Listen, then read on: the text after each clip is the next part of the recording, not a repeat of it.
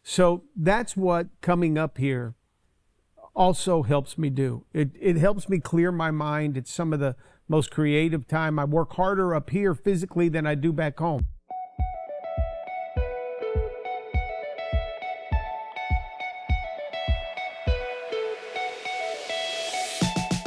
Hello and welcome to a very special edition of the Family Business with the Alessis, where family is everybody's business.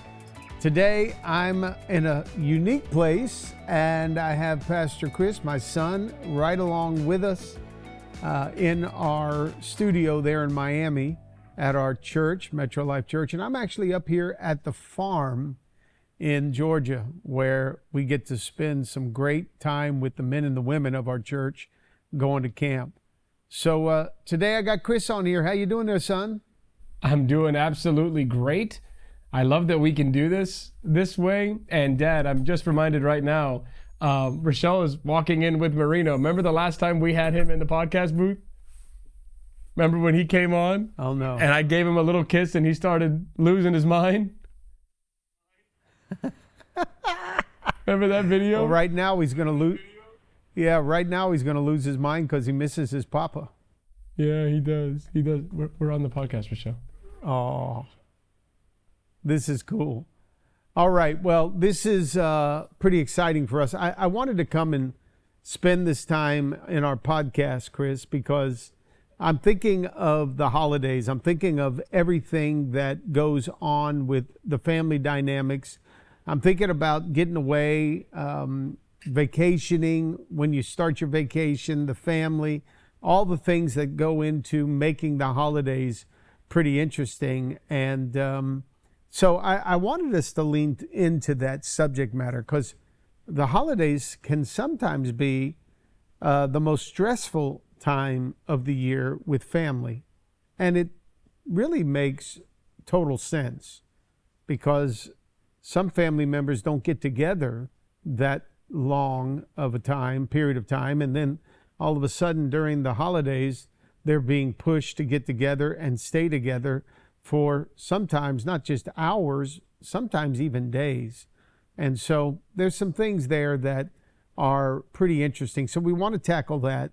And we also want to be able to tackle why we as a family come up and do.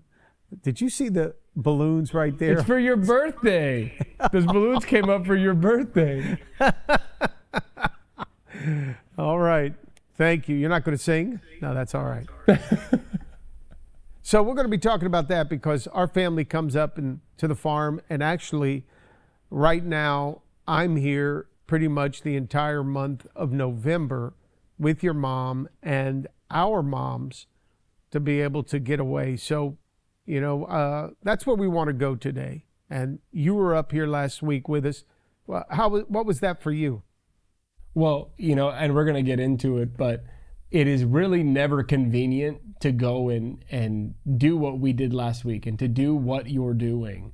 It's even less convenient to do what you've had to do in the past, which is dream of a life bigger than one home in Miami so you could have a place to go and retreat like you are. And so, you know, it's never convenient, but in reality, we really love the things that come at the expense of convenience. When we work really hard for something, that's when we seem to get the most value. So it wasn't easy to get out of town. There was stuff to do in the office.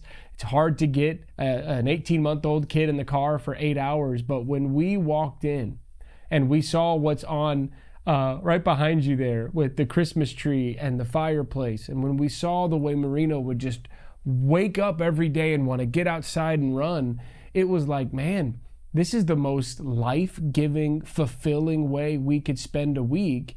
All of our problems are going to be back at home when we come home. It's not like our problems are going to be at the door saying, where you been? We're going to show up. They'll be right there. It ended up being so good for us. Rochelle and I got some good time alone to sit and talk about things as we drove over to Eufaula to get donuts. And we don't get that back home as often. And even if you do spend a day around the house, the dishes are calling you. The work you got to do outside is calling you. But getting away to the farm with the family, it was powering down in one way, but it was powering up in a whole different way. And we can't wait to get back there this weekend. I like hearing that. Because that wasn't always the case, but we'll hit that subject matter as we go on.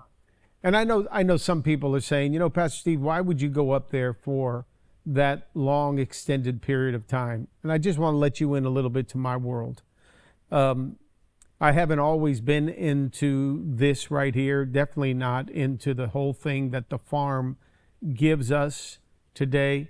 We use this farmhouse right now more so for our camps, and there's more people that come through it with our Humanity camps and our Goodfellas camps. Each camp has about 30 people that we have running through the facility. So that's done about 6-8 times a year. So that is really the farmhouse has been used more for the ministry in this past year than it has for our personal life and our family life.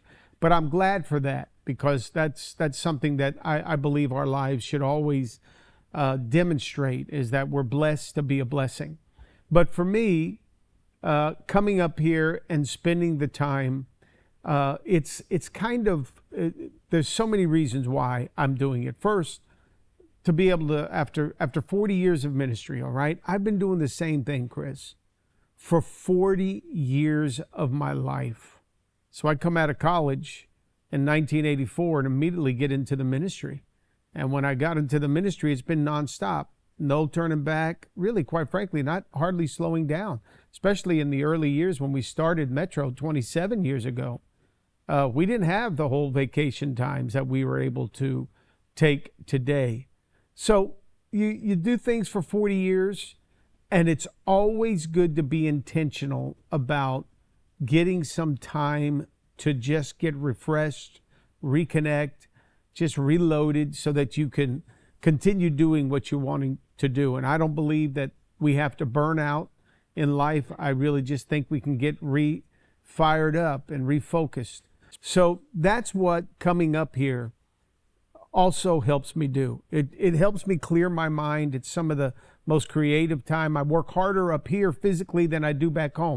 I got cuts all over my arm from getting out there working in the woods and working in the garage. Little Gianna and the grandkids come up, and the first thing they start doing is looking at all the boo-boos on Papa, and they want to show me their boo-boos, and I want to show them my boo-boos. It's really cute. So I work harder here, but it's a different kind of work. It's refreshing. Then for Mom and I, man, she and I just get to talk. We get to connect. We get to watch whatever we want to watch. She gets out there and handles some of her own chores. Like right now, this whole place was decorated, and she was so excited to have it decorated so that when y'all got up here and some of our friends got up here, they were able to see and experience the holiday. One of the grandkids came walking in and said, "This is where Santa Claus lives," because already the place was set up. So it's refreshing for Mom and I. And maybe this is like the cherry on top. When we come up, Mom and I come up for this long extended period of time for the month of November, she and I get to connect with our moms. Both our parents built cottages on the farm, and they don't get to use it all year long. They don't use their cottage. The campers do, the leaders of the campers, they use it. But this is a time for us to be able to bring them up, let them stay in their cottage. And the day, more or less, while we're up here, is we're having coffee with them on their porch and their rocking chairs. And then they're coming over for breakfast. Then lunch. In the afternoon, there's coffee. And then, of course, there's dinner. And it's all within walking distance. And all of us just have such a great time together. And can I tell you what both of our mothers have said to Mom and I? They both looked at us at different times and they said, "Guys, you are so blessed." Even for them, it's a time when they can just kind of look at all the landscape of our lives as a family, and we're all able to see the goodness and the blessings of God. And that fires me up for what comes when we walk out of this place and head back to Miami and do all the work that we need to do to make sure our lives are impacting other people. So I've got to get away, and this is a great way for us to do it. Well, it's the difference between always doing versus being. And, we have in the West, we have this, I work for the weekend, but the ancient Jews, the early Christians, the idea of Sabbath was actually, I power up on that day off so I can go and do meaningful work that matters during the week. It's so I stop doing so I can fully fill back up. So when I wake back up on Monday, I'm ready to go. And this is just a larger scale of that. And to step into the spiritual stuff for a minute, we always look at Jesus going into the wilderness for 40 days. And we always kind of take away from that, man, the devil tempted him when he was at his most tired. When in reality, it might have been that time, which the word for desert is more, it's a much more open word. It could have meant wilderness. It could have meant a forest. It just basically meant just a place away from the hustle and bustle. And when he went into that, it was almost like he needed to be fully charged up and full before he could face that temptation. And I think that's really what's happening when we intentionally set aside time to go and to enjoy. We're refilling ourselves. And I want to get your thoughts on this because Roger Casada in our church handed me a book, Failing Fast, Failing Often. And the opening chapter has nothing to do with failing. It has to do with making sure you're orienting your life in a way where there's things that constantly bring you joy, because your best ideas and your best work will come out of a life that is full of things you enjoy. And so they even looked at the way that we got Cliff Bars invented. It was a guy who loved mountain biking, and in the middle of him mountain biking, he's like, man, these power bars are terrible. What if we had something better? It was when he was doing something he loved. Another example is of one of the leading psychologists in positive psychology today only became a psychologist because he was loving tennis. So he's playing tennis in college. He loved his tennis coach, and his coach is asking him, or his school's asking him, what are you going to major in? He's like, I don't know. So he asks his coach. His coach happened to be faculty in the psychology department and goes, you should try psychology. And he's like, all right. And he became a leading psychologist today in a new field of positive psychology. And I bring that up because sometimes we devalue those moments where we go and enjoy something as a family. We devalue those vacations, that rest. We feel like that's somehow taking it easy, when in reality, that's actually where my heart, my innermost being can go and be its truest self, be my best self, so I can come back and I can succeed. And I see this on a day-to-day level. Our offices are different when you and mom come back from that time there. You've got ideas. Yesterday in the office was a flurry of ideas that you had all the way from the farm, because you're doing something your heart loves. You're out, you're turning off something. It's kind of like your senses. If you close your eyes long enough, your hearing is going to get better. Your hearing will get better. And that's kind of what happens when we get away, which is why I think it's so hard to get away. I think we think it's hard when in reality, those are obstacles. And the most valuable things in life normally come with obstacles. If something doesn't have an obstacle, it's probably not worth all that much. If you could find something on the side of the road and pick it up, that means there's no value in it. But if you've got to work for it, there's more value. And so I think what we're talking about here is actually, it's not taking it easy or taking the easy route. It's actually doing the hard thing so you could go home and do even harder things.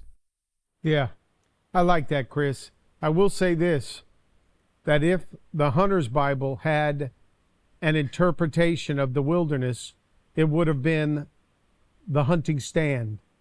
Jesus was in the hunting stand for 40 days had to and go 40 to the nights. hunting stand. Well, listen, I know this from the holidays. The holidays are some of the busiest times of year. They fall at maybe the worst time of the year because you got a lot of things, at least corporately and professionally, and even ministry, a lot of things that you want to get finished by the end of the year, and a lot of things you want to cram into just a 4 to 6 week period of time. So in reality, if you look at it, the worst time of the year to get away, is during the holidays. And yet, I believe it's the most important time to be able to get away. So let's talk about that for a minute, because people are scheduling their holidays out between Thanksgiving, Christmas, New Year's. I guess our inspiration and encouragement today would be, do it. Make sure right now, don't wait to the end, the last week before, like a lot of people do. Make sure you're planning your moments to either get away or just to connect as a family, alone time with your family. Start planning now. As you know, son, I planned this month out way in advance, and I have to get a lot of things done before I can come up and work mobile and also take care of some of the things I want to take care of around the farm here. And I do it, and if you're honest on your end, I come to you and I come to Moina, I come to my daughters, and I say, okay, guys, what's your plans? And 95% of the time, y'all are like, we'll get to it. We'll get to it. And I push, guys, what's the plans? Here's where I'm going, when I'm going. This is what I'm doing. This is the vehicle I'm taking. Here's where I'm picking up grandma. This is what we're doing. Plan it all out. This is when so-and-so's coming up, because I also like to bring staff up here. So I bring 2 guys, Armando and John, up to be able to enjoy this environment, because I want to give back to them. They give so much during the year. I like giving back to them. So I planned it all out. I got a buddy coming today. He's driving in tonight so we can hunt tomorrow and spend some time together. All of that is planning. So because it's so busy, and because just young people, I guess, young adults, sometimes they're not thinking about, making their plans because their heads down on what they got to do right now.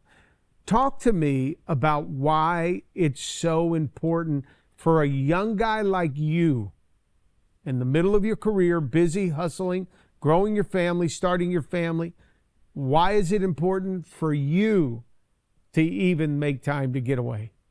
Well, I think, first of all, I'd add that sometimes the people in my season of life that still have parents that are still very much involved in the day-to-day of their lives, and the ones that are planning, sometimes we don't take the initiative to plan because we've never done that. Our parents have always done that.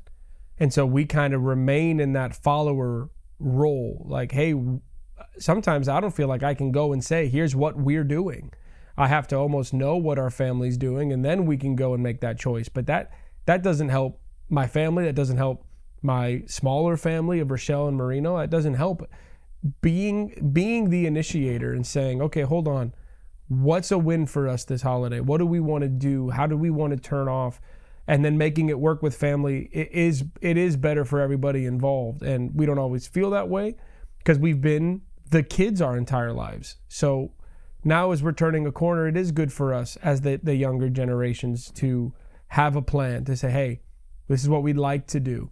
But I think it's important for me in my season, you don't always see it.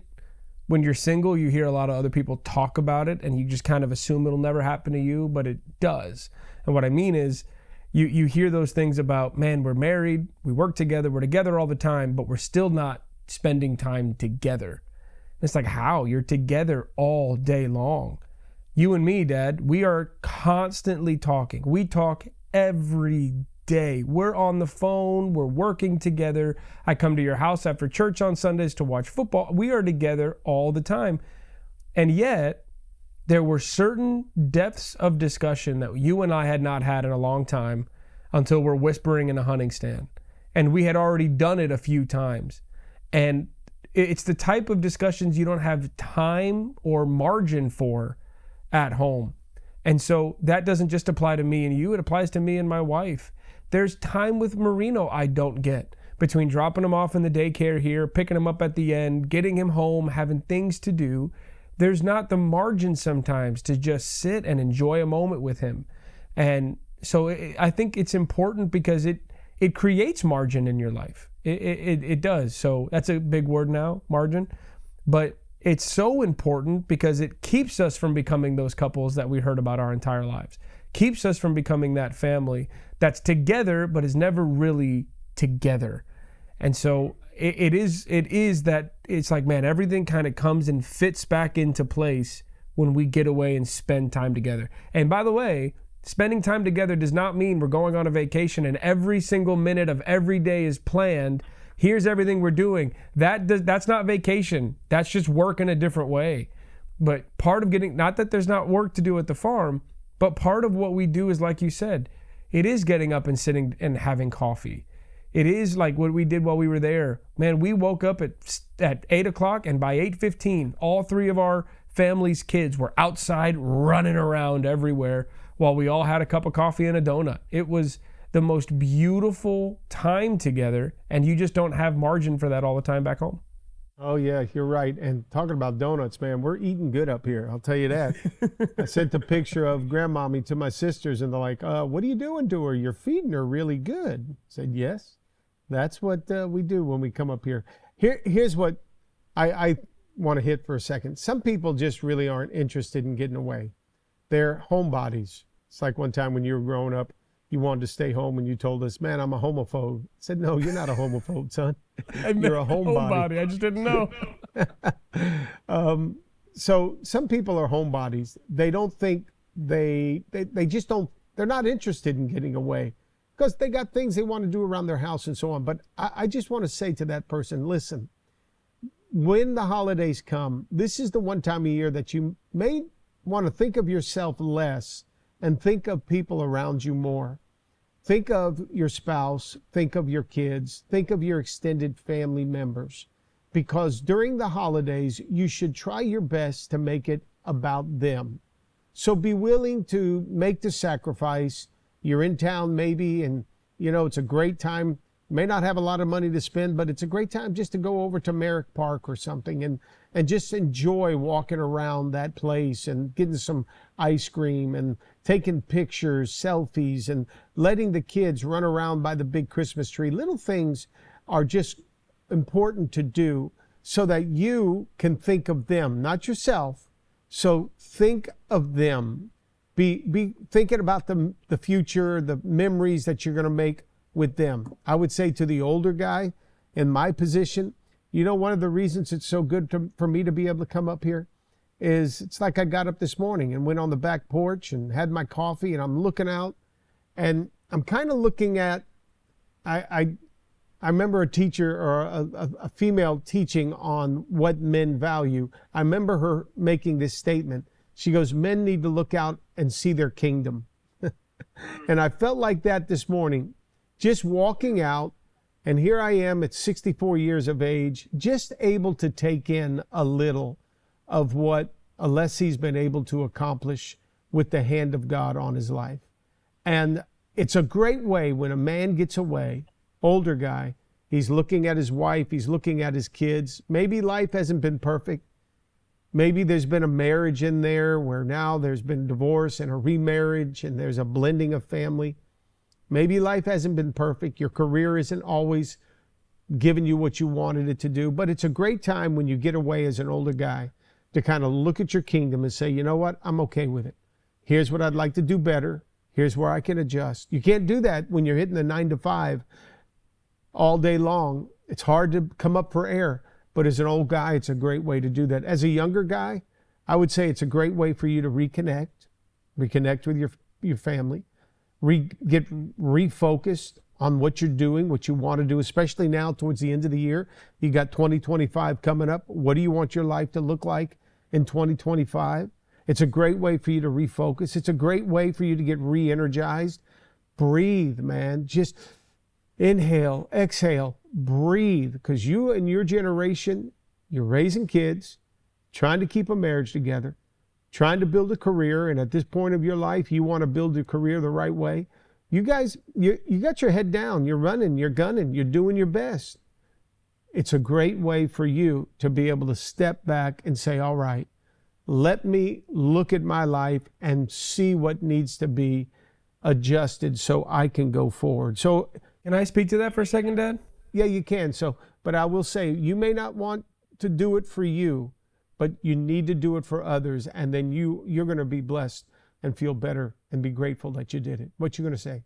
Well, you made a reference to sitting out there and looking at your kingdom, and I had a similar moment in that exact spot when we took Marino up to the farm for the first time when he was walking. It was like 6 months ago. And I'm looking out at the exact same thing you were looking at today, and I'm thinking, what am I going to give him? Look at what my dad has given us. And in my mind, I was able to, I had a moment as I'm holding him, looking out there, I'm like, man, Papa built a building. My dad built a building and remodeled another and bought 2 homes outside of Miami, 2 places, working for places that's expanded our ministry outside of just Miami. What's my contribution going to be by the time I'm giving it to him? And it expanded my mind. And I remember one of our buddies, David Crank, would say, a mind expanded never goes back to its original size. And so you're not going to expand your mind, your heart, and your world from staycations. You're not going to make a scrapbook from your time staying at home for 3 or 4 days. You're not going to take memories with you of a weekend where we just sat around and didn't do much. But getting out and doing what you're doing, it does expand it. And for those that think they don't need it, I just want to reiterate what you said about do it for them. Man, if we keep our wives, if our young guys, if we keep our wives boxed in to a life that does not expand, they will grow bitter. Maybe not this year, maybe not next, but there's going to be a day where they grow bitter. If you're a parent, an older parent, and you're not wanting to do it, your kids will sometimes hit a lid and feel like, man, I gotta get bigger, I gotta get better, and I can't do that here. And one of the things I love about you and Mom is you guys never limit the growth on us in any of these areas. You're constantly, even at this stage, constantly pushing us to grow and be better, and really to keep up with you. And I think that's a much better gift than our life is this big. And so it goes even deeper than just this time together, or this trip, this weekend, this year. It gets a lot bigger. And so I couldn't agree more with everything you said. Now, well, one of the reasons I wanted to do this podcast, Chris, is because I know we're a role model in so many areas. This is an area that we need to model, because people don't take time for themselves. Some think, well, look, I'm too busy to get away. Well, we all are. We are all busy. But here's what I know about people. You make time for what you want to make time for. So this is important. Family's got to be a value to you. No better time. Somebody says, I don't have the money for it. I don't think I ever had enough money to do one thing I've ever wanted to do. Never had enough money to build a house and buy a house, but the Lord always provided, and we got creative. Surely didn't have the money to build this place up here, the farmhouse, and buy it, but we got creative and tapped into this person and that resource and figured out a way to make it happen. We never have enough money, and especially when we were younger, to get away and make the memories. Never have enough money, but again, it's kind of like that commercial that's on TV about the whole price list. Used to be on TV. Every experience cost you something, this much money, that much money, but the memory of it was priceless. That's what the holidays give you when you spend time with people that you love the most. It's priceless. Great memories. Can't pay for those. And something else maybe you're concerned with, and that is maybe the family dynamics are a bit off in your family, and it's hard to be able to get away. Maybe these elections have caused you to not want to be with family members that maybe think differently, and maybe you're uncomfortable. Maybe it's a blended family, that it's not the same blood relatives, and it's uncomfortable for you to get away. Or maybe you're married into the family, and you're not connecting with everybody else that is in the family. Here's what I would say about all of that. There's something called a pause button. Put a pause on your feelings for all of that and just go with the flow. Here's where I got a problem, all right? I'm a control freak. Chris, you're pretty much a control freak. All right? In your environment, you like to control your world. I love controlling my world.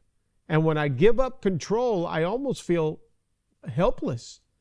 But I have to, when the family gets on the road, we're traveling, I have to put a pause on me. I put a pause on my thoughts. I put a pause on my feelings. I put a pause on having it my way. I put a pause on all of that because I want the family to enjoy the environment. Prior to, listen, I've tried to say to our church family during the whole election cycle, what was our life going to look like after the election? Here's what I was thinking before the elections. I'm just not going to fight with everybody. And I'm not going to fight with family. We may have our differences, so be it.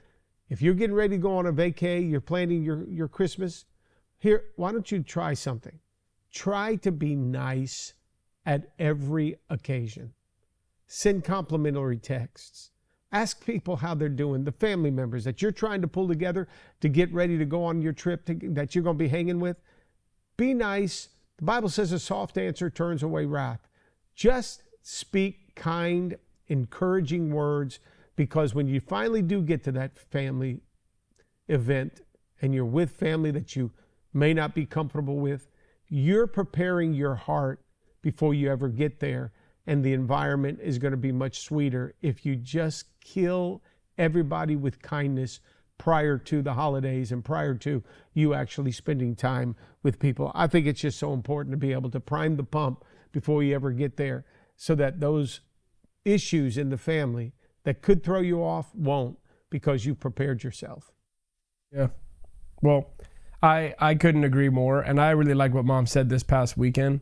You know, sometimes if you've got enough control over a situation to say, hey, we're not going to talk about this or talk about that, use that control to say, hey, let's talk about this. And that's something that I've seen you and Mom model well. Let's all go around the table and talk about what we're thankful for. And every time you start that up, Dad, I'm always like, oh, this is corny. And by the second or third person, it's like, wow, I'm actually very thankful for something. And by the time you get to the end of the convo, it's like we've finished eating, we've eaten dessert, and you're like, wait, there's still 2 people who haven't gone yet. And you can't underestimate the value of going through the motions, just putting a pause on the emotions and going in and going through the motions of being together, putting a movie on, making dinner. What I love about our time up there is one of the different girls gets up and will make dinner or make a dessert, and to give them all an opportunity to bring what they bring to the table. It's just the most beautiful thing. And it's like, man, what could our family look like or our trip look like if we paused the emotions and went through the motions? Hey, tonight, let's talk about what you want to talk about. Or, hey, tonight, you make this really well. Why don't you go make that?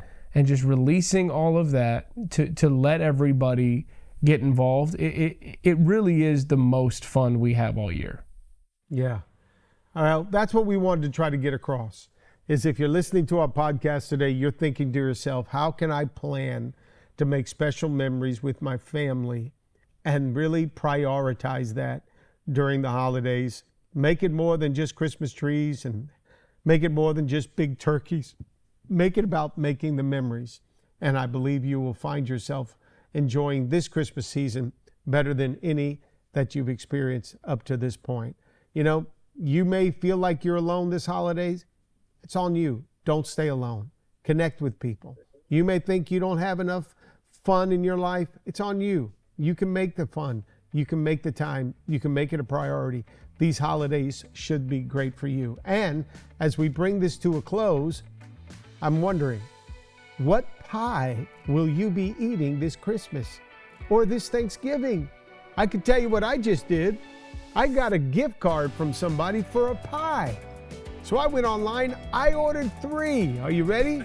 We're going to get pecan, we're going to have apple, and we're going to have peach. And I'm probably going to come out back home 10 pounds heavier. We can do it. Thanks for joining us today with the Family Business with the Alessis, as I'm Steve Alessi and there's Christopher Alessi coming at you from the farm and at Metro.